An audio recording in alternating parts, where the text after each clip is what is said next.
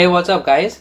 Welcome to another video in which we are going to learn about sets in Python programming. So guys, a set is a collection of a unique data, which means that the elements in a set cannot be duplicate elements. So over here you can easily create a set in the Python. Basically in Python we create the sets by placing all the elements inside the curly braces separated by comma. So guys, previously we have seen that for the list we are using the open and close square brackets. For the tuple we use the open and close parenthesis, and over here for sets we are using the open and close curly braces. So we will check this with the help of examples as well. A set can have any number of items and they may be of different types. So as you can see, it can be of the integer, float, tuple or string data type or any other data type. But a set cannot have mutable elements like list, sets or dictionaries as its elements. So guys, this is very important. You cannot have another list, set or a dictionary, which we are going to see in the upcoming videos over here.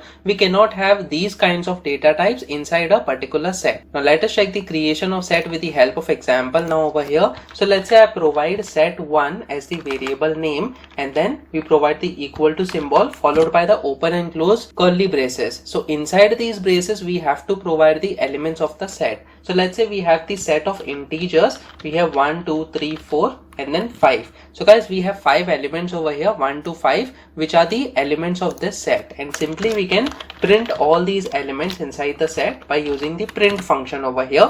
And then we can say set elements are, and then colon, and then we can have set1, that is the variable name. So guys, let me just save this file and try running this code now.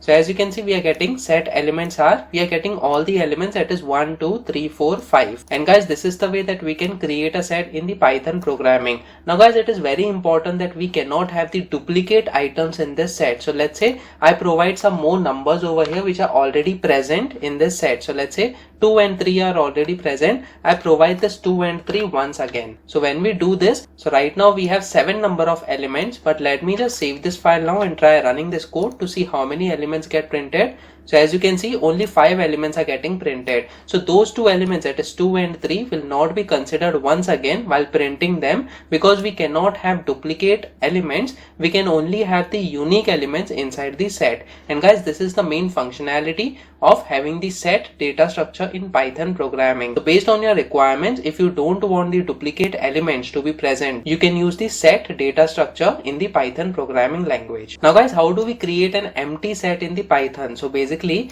creating an empty set is a bit tricky. So empty curly braces if we use, then it will make an empty dictionary in Python. So basically when we create a dictionary, we again use the curly braces. So let us check this with the help of example now over here. What happens if we create the empty set? So let's say we provide set1, it is equal to open and close curly braces. As you can see, we have not provided any element and this is the empty set. But let me just print the type of this variable over here. So we will simply use the type function and then provide the set1 as the variable name. So guys, what will be the type of this set1 variable? So let me just save this file now and try running this code.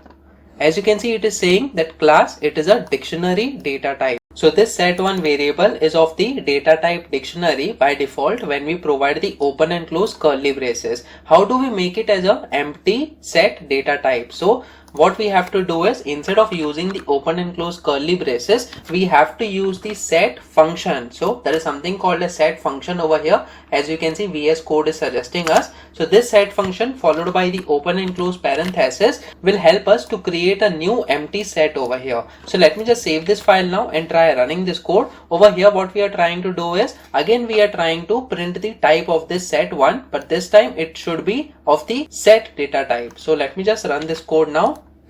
So as you can see, we are getting the set data type over here. Previously we were getting the dictionary. So in order to have the empty set in Python programming, we can use the set function over here. Now very important question, how do we add the set items in Python? So basically sets are mutable, which means we can add and remove items from the set. However, since they are unordered, indexing has no meaning. So guys, basically if you must have noticed, there is no one order in which the set items were printed previously. So let us check this once again. Over here we provide set1, it is equal to, and let's say we provide some elements, that is 3, 2, 4, 1, 5, and then let me just print this set 1 over here.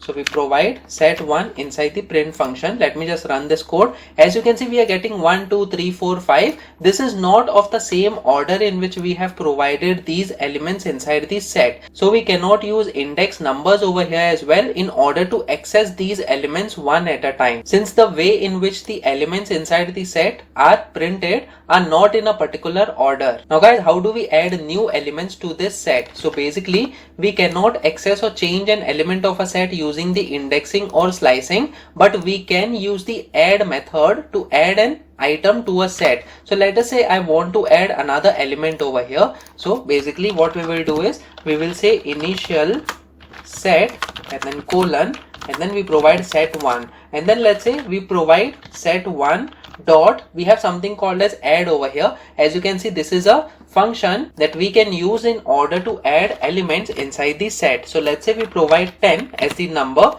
to be added to this particular set, that is set 1, and then again we want to print that set 1. So I'll just copy this and paste this over here, and then we have updated set over here. So we have updated set and then set 1 being printed. So let me just save this file and try running this code now. So as you can see, initial set it is 1, 2, 3, 4, 5, and then after adding this element we are getting the updated set as 1, 2, 3, 4, 5, and then the last element, that is 10 over here, which is being added by using the add method. And this is the way that we can add the elements inside the set. Remember that the order in which they are added will not be followed while printing them, so you cannot rely on the order in which the set elements will be printed on console. Now guys, another important thing, how do we remove an element from the set? So we can use the discard method to remove the specified element from a set. So let us say after adding this, we want to remove the element that is 3 from this set. So what we can do is we can provide set 1 and then followed by dot, and then we can have discard method. In order to remove the element, we need to provide the element which needs to be removed. So over here we provide the number 3 which will be removed from the set 1, and then again let me just copy this line of code and paste this over here so that we can print the updated set after removing. So over here we say updated set after removing 3, and then let me just save this file and try running this code now. So as you can see, we are getting 1, 2, 4, 5 and then 10. So the element 3 is being removed after using the discard method over here. And guys, this is the way that we can remove the elements from the set. Now guys, there is another way in order to access the elements inside the set. We can iterate over a set in Python by using the for loop. So this can be easily done by using the for loop over here. So what I will do is I'll just clear these lines of code, and then we will say for and then item in set 1. So this is the syntax that we use while using the for loop, and then we can have the print statement over here. Guys, notice that till now we were printing the elements of the set by using the set1 variable, and that is why we were getting the starting and the ending open and close curly braces over here. But this time, let's say we don't want those, but we want only those numbers, that is the elements inside the set, to be printed. So we can easily use the for loop and iterate through each and every item inside the set. And this is the way that we can do so. We provide the print statement over here, and inside the item variable, one at a time, all the elements will be printed over here. So let me just save this file now and try running this code. So as you can see, we are getting 1, 2, 3, 4, 5. Now all these numbers are on a different line. What we can do is we can use the end parameter of the print function. So over here we provide the end parameter, and then we simply provide the space character so that all the items are separated by the space characters over here. So let me just save this file now and try running this code. So as you can see, we are getting 1, 2, 3, 4, 5, which are the elements of this set. If you want all these numbers to be separated by commas, what we can do is instead of the space character, we can provide the comma. And let me just save this file and try running this code once again. As you can see, we are getting 1, 2, 3, 4, 5, and all the elements are being separated using the comma character. Now guys, how do we find the number of set elements? So we can use the len method, that is the length method, to find the number of elements that is present inside the set. So what we can do is simply we can provide the print statement over here, and we can simply say that length of set is, and then colon, and then we can simply use the len method and then inside this method we can provide the set1, that is the variable name. So let me just save this file now and try running this code. So as we can see, length of set is 5. So basically, since 5 elements are present over here, we are getting the length as 5. What if we provide some more elements? Let's say I provide 6, 7, and let's say I provide some more duplicate elements over here, that is 1, 2, and then 3. So over here there are total 10 elements, out of which 3 elements are duplicate. So what is the exact length of the set? So let me just save this file now and try running this code. So as you can see, length of set is 7. So even though we are having 10 items inside this set, but out of those 10 items, 3 items are duplicate items. So those duplicate items will not be considered. It will be considered only once, and that is why we are getting the length of this set as 7. Now guys, very important thing about the set operations, we can carry out different set operations in Python programming. One is union of two sets, which can be done by using the union method or this OR symbol over here. We can also have the set intersection, which can be implemented by using the intersection method, and then we also have the difference between the two sets, which means we can use the difference method or the minus symbol over here. So guys, let us check all these operations one at a time. So over here what we will do is, we will have two sets over here. We will say set 1, it is equal to 1, 2, and then 3, and then let's say we have set 2, it is equal to 3, 4, and then 5. Now guys, let's say we want to